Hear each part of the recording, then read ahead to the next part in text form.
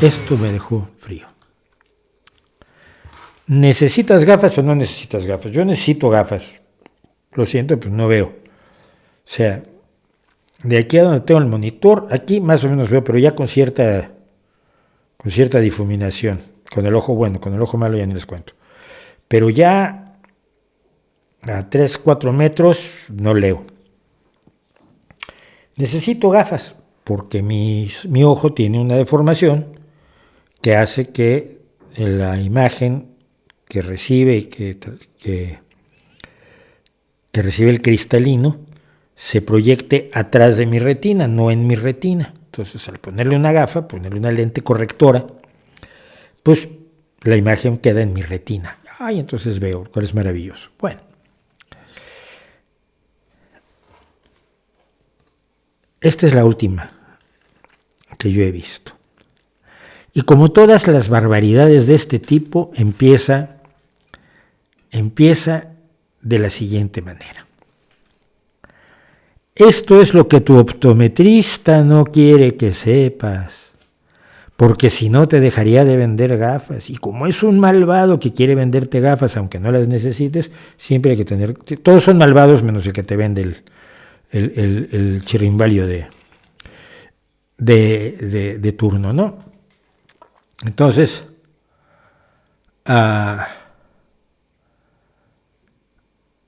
pues esta persona que tengo aquí dice, puede que te hayan dicho que necesitas gafas, pero es mentira.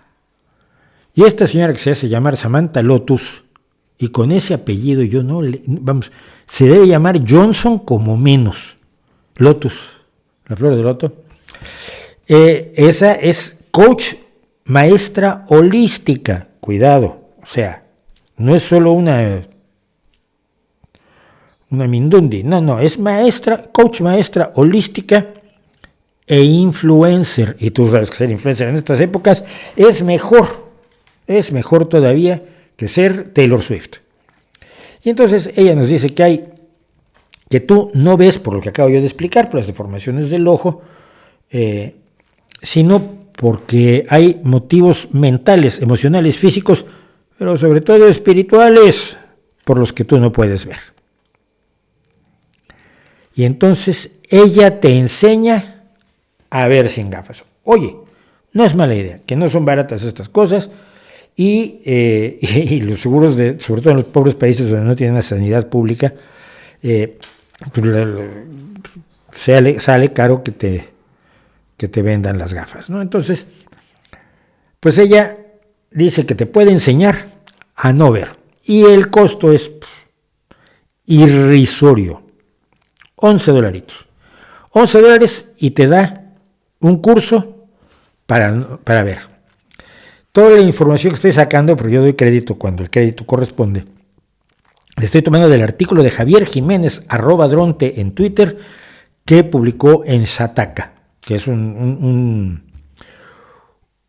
sitio de Twitter, una publicación de Twitter al que yo le tengo bastante confianza, porque nunca los he pillado en un renuncio grave. Y entonces él analizó esto. Dice que hay una epidemia de no ver bien. Dice que el problema de la miopía, el problema de visión más común del planeta, en el último medio siglo se ha duplicado en muchas zonas del mundo, como Estados Unidos o Europa. Y en México, por lo visto, porque yo soy de México. En Asia, por ejemplo, la cosa va mucho más allá. Se calcula que en la China de hace 50 años solo había un 10-20% de personas con miopía. Ahora el 90% de los adultos jóvenes la tienen. En Seúl, Corea del Sur, hablamos del 96,5% de hombres de 19 años que necesitan gafas, anteojos, antiparras o espejuelos o como les llaman en su pueblo, porque ellos también tienen nombres distintos.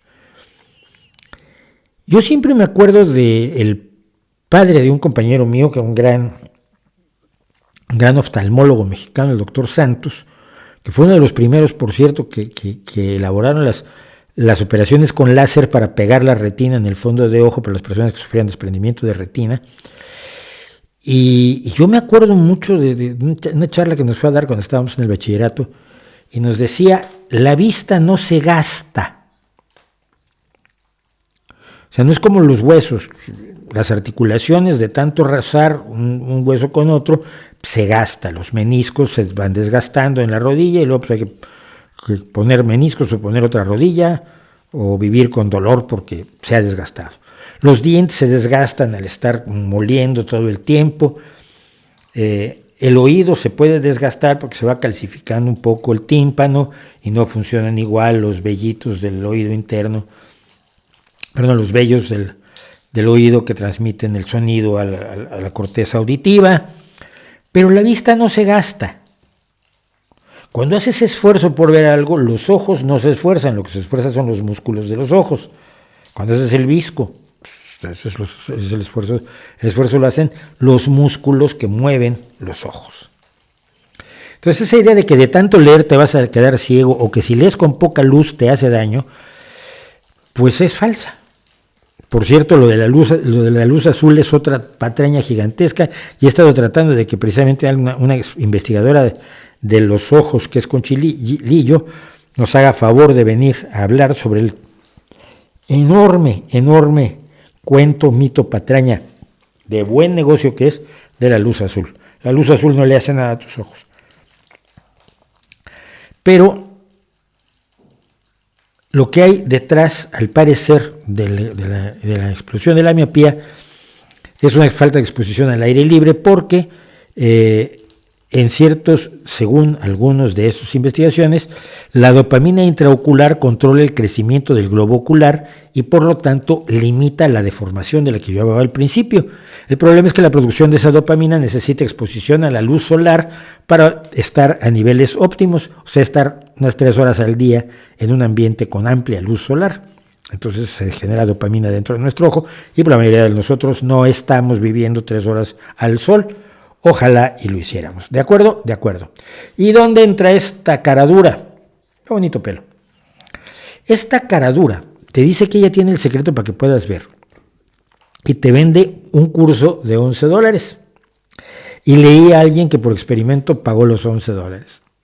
Y esta tía le mete un rollo de 3 o 4 horas de generalidades, vaguedades y ondas de la recompensación espiritual y la furrimentación de los chakras intramusculares, y entonces ya ves. Y si no, es tu culpa. Y ¿sabes qué?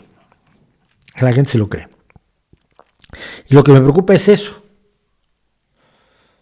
Lo que me preocupa es precisamente que hay gente que se lo cree. ¿Y por qué se lo cree?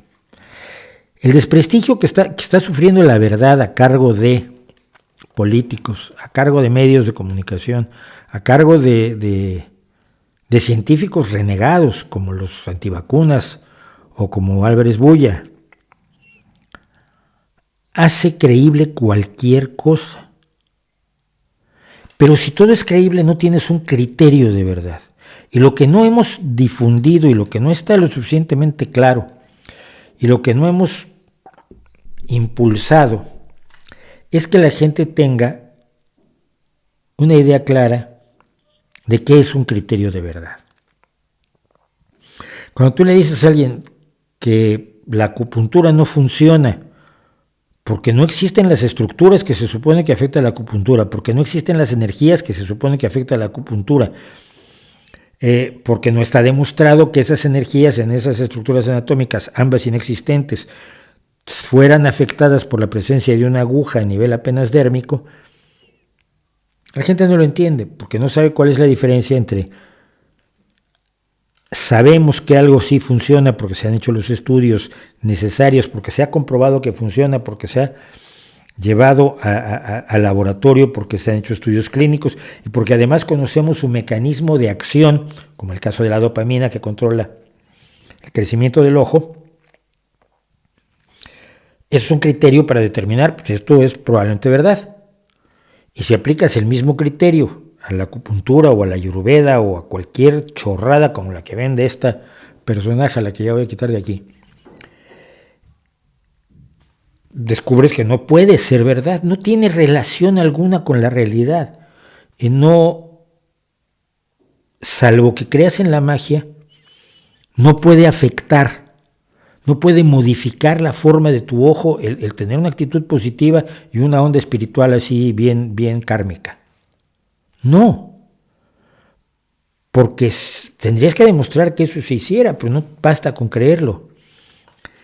Y yo creo que gran parte del problema es que la gente no tiene claro cuáles son los requisitos que debería llenar una afirmación para tener el derecho a ser considerada como una posible verdad, como algo relacionado con la verdad.